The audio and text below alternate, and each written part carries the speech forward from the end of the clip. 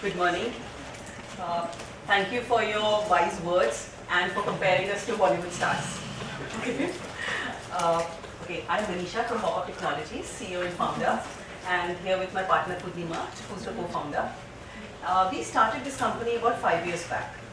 And in these 5 years, we have worked with some of the top brands and corporates. And we have worked on multiple apps, multiple platforms. We are primarily into development, 360 degrees, platform agnostic, all kinds of development, front end, back end. And we have an in-house design studio as Purnima is from IIT Design School, IDC. So that has been one of our USP from the very beginning, because we were doing, UX has become a very fashionable word now, but we have been doing it from the last 10 years. Now, this is our story so far. We have a team of about 20 and we are based out of Thane. This is a glimpse of the portfolio of work that we have done. So basically, the biggest challenge that a development company faces is resources and manpower. Because what happens is trained resources, when the engineers come out of computer science and IT, they are not employable. So we used to hire interns, train them, they would leave after 2 years.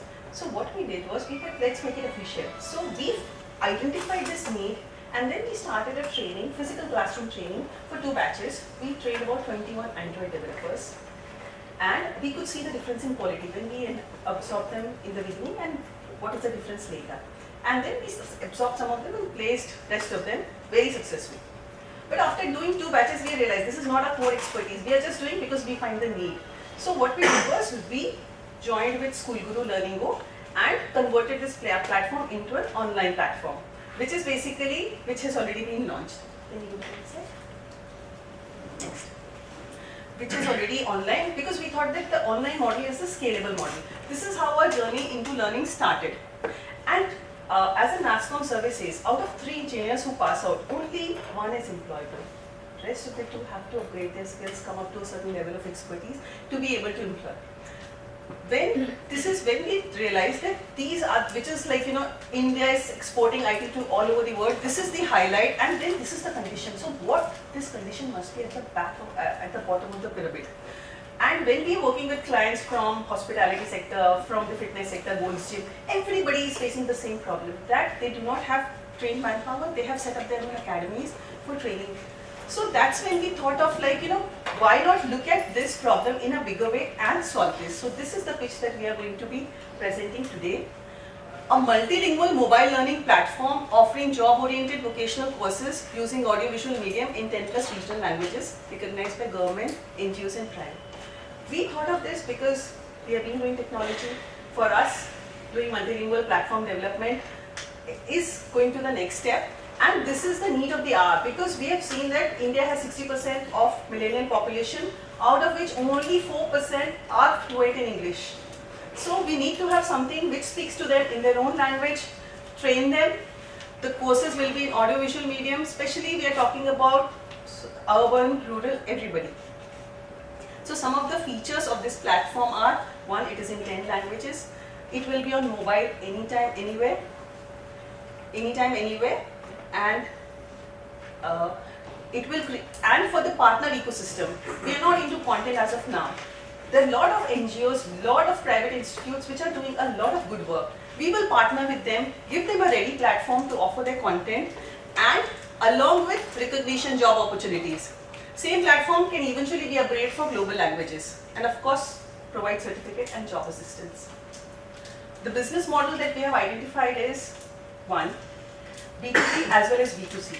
B2B model is where this can be used on a revenue share or a subscription platform, because as we heard a lot of NGOs yesterday, getting funds to develop a platform of their own individually, everybody, it's not possible. So use a platform already available at subsidized nominal rates and offer your courses. Second is revenue share and subscription, and the second is the directly fees from the student, which is the B2C model. Third is let's say Avishkar Foundation or even SBI for that matter, who is working in rural areas. They need a platform to be able to at least basics of banking to rural people, which I think a lot of, like you said, even those women do not even know how to keep accounts. So how to open a bank, how to use a card, all that is too far-fetched. So that platform can also be used by corporates and institutions as a knowledge management platform to develop intellectual capital. And these are the revenue models that we already discussed. And this will offer, see, eventually we can offer some of our own courses also, but our focus at this point is developing a agnostic platform which can be used by everybody.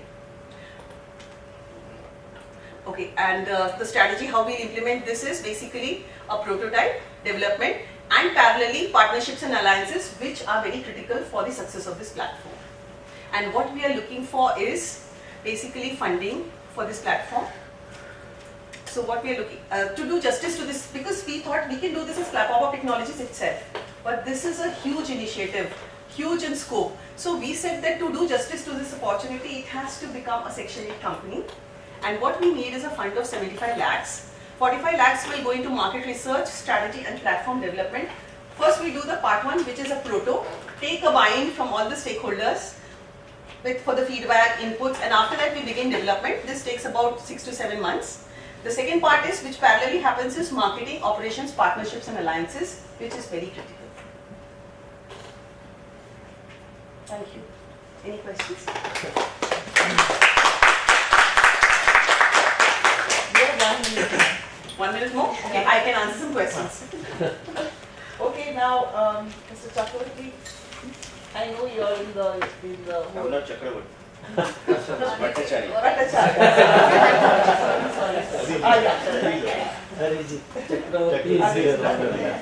Sorry. Bhattacharya, I know you are, interested in games and you could possibly come in with something regarding this particular app. So do you think maybe your experience in the field is something that you could offer, or could you be able to connect them to a certain person that will come with a certain quality and a standard, or any of that you can do? First of all, for for any kind of product, any kind of application, if you really want to grow, you need to be a OEM partner. You have that kind of partnership with any company? When we started off as a preferred partner with Nokia, Microsoft. And initially we started off as a Windows developer, and we did work exclusively for. I'm talking about OEM partnership, which is Micromax or Samsung. Yeah. Correct. So for data, we will need to do those kind of things so that it can come hard-coded in the handsets itself. True. I get your point. Yeah. So when we say marketing and alliances, actually that is, here the development will start, parallelly those kind of alliances will also begin. So that is why we said, most of the time when we go to somebody, they would want to see a proto. So we said we will begin work with proto, and parallelly alliances will also begin.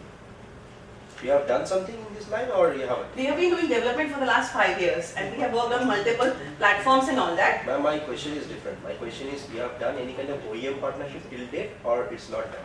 In the very beginning, we did with Sony, and we have had some of our applications burnt into the handsets itself. Okay. That was only in the beginning. After that, no.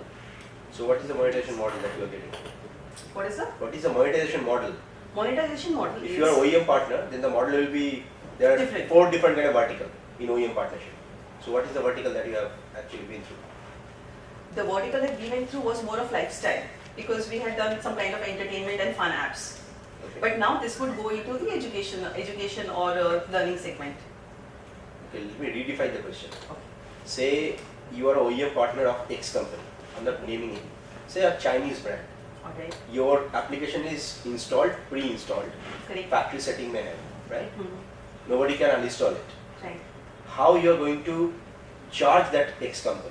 How will you make that? Okay, in that case, it would be the subsidized model where the OEM would initially pay us per install or in the number of handsets that they're going to embed into, and that is how it worked with Sony also. They gave us a fixed amount. So in that case, the OEM is subsidizing this whole content.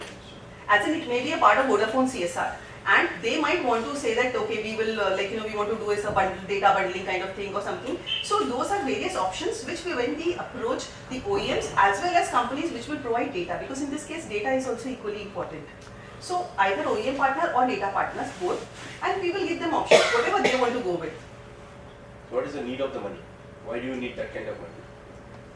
Why do we, okay. 75 lakhs. Alright, we are a 5-year company, like you said, sustaining a company, worrying about from the 15th of every month how to pay salaries next month, working on multiple projects at a time. But as we know, projects when committed do not happen, payments when committed do not happen.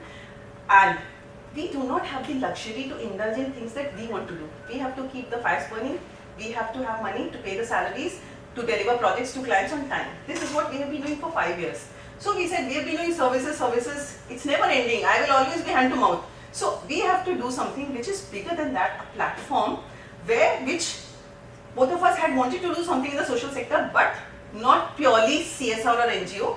We want to be a social enterprise which helps as well as we do business, and this is something that we know and we have done. So it's very familiar ground for us. So what happens to your existing business, the business that you are currently doing of service? The current business is running, there are projects, there are AMCs. So you will do this and that, or somebody else will do that and you will do this? Who will run this? See, and who that will is do a business already. We have a wonderful team. Like I said, I have a CTO who is an expert in game development. But till now we haven't done a single game. Because we have to do what will get us money rather than what we can indulge ourselves. She's a game developer, she said, Manisha, I will make a game engine, I will do this, I will do that. I said, wait, gaming will take 6 to 8 months. Until and unless somebody is paying for it, we are not doing it. So this has been our priority so far. So we already have a team set, we have a wonderful team. Actually, I didn't say this before, but we have an all-women's team. Me, Purnima, our CTO, our CSO, all are women. It is not by design, but purely by accident. But we have a wonderful team which was in Autoboard, and this is an initiative which we will have people also from the CSR sector on board who will help us with alliances and partnerships. So possible to connect? I can connect. Connection is not the main thing, but just a few suggestions. You know, make your USP. You are diluting your brand like anything. Don't take me otherwise. I was reading through your product and services. You are writing e-commerce platform, advertising platform, community platform, hyper-local platform, DIY app engine, games engine. Are you making engine or you are making game? Okay, I think we have already worked on some 10 platforms. Now all those platforms So are my already. question is different. Okay, My question is, you are not making game engine. right. You are trying to make games. Please don't write game engine. If you are writing game engine is something is acting as a compiler, like your C++. Are you making the compiler or you are making the end product? No, when I said DIY is a compiler where you can make your own ready-to-use app, but just by putting content through a web app. Agreed. Similarly, when my CTO has advised, she said we should develop a game engine because she has been doing games for the 10 years of her career and she wants to do games, but we cannot afford to do games because we are not sure if it will generate revenue from day one. Why And you're don't you running raise out of funding for time. building that? Yeah. Where is your passion? This or that? Our passion is here. That is my So then CTO's why passion. Then why don't you let somebody else run this? It's already autopilot. Okay, your time is up. Alright.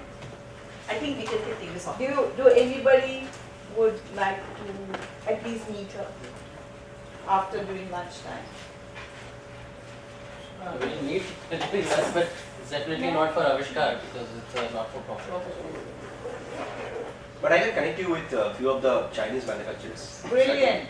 I'll connect you if your product is in that line. And I'm not sure whether you have tapped upon few other kind of verticals. If you're creating Indian language, to be very honest, India is not your market. Market is outside. Where some parents will teach his or our own kid the local languages. They have their own kind of mindset. You usually feel my kid is learning English, but he is not learning Marathi. So that's your market. To tap that, you need a different kind of OEM partnership. I'll connect. And if you're Thank you. looking at, sorry, one last point. Yes. If you're looking at Indian market, then I will connect you with some content people because I think the key to the USP to yours would be content, and you can't just do any basic content. So I could connect you with some. Thank you so much. Yay. Come on.